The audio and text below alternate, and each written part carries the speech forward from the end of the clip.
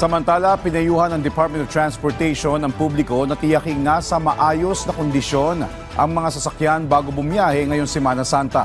Ang detalye sa Balitang Pambansa ni JB Santiago ng IBC 13. Alas 8 pa lang kaninang umaga, dagsa na agad ang mga motorista sa talyer na ito para magpa-check ng kanilang sasakyan bago pa ang kanilang road trip ngayong Holy Week.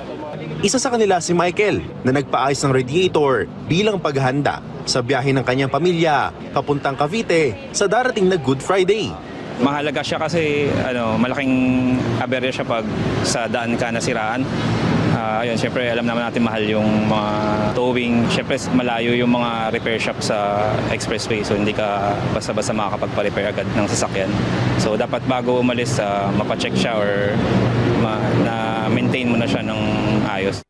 Si Boyet naman, isinabay na rin ang pagpapalit ng langis at filter para sa kanilang road trip pa Baguio bukas. Pero pagtitiyak ni Boyet, hindi lang dapat ang kanilang sasakyan ang nasa maayos na kondisyon, kundi pati na rin ang magiging driver nila bukas. Kasi kailangan na kondisyon yung driver, hindi siya lasing, hindi siya nakainom kung ano man o puyat. So kailangan kondisyon din yung magmamaneho ng sasakyan. Nagpaalala naman si Transportation Secretary Vince Dizon sa mga motorista na tiyaking roadworthy ang mga sasakyan bago bumiyahe.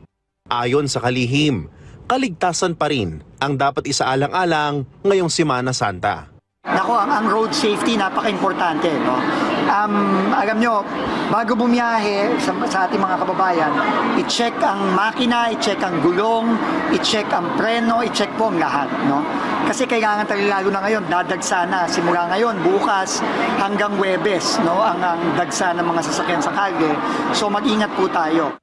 Huling paalala ng mga otoridad, huwag kakalimutan ang blow bagets. I-check ang battery, lights, oil, water, brakes, air, gas, engine, tire at self para sa ligtas at suwabing biyahe.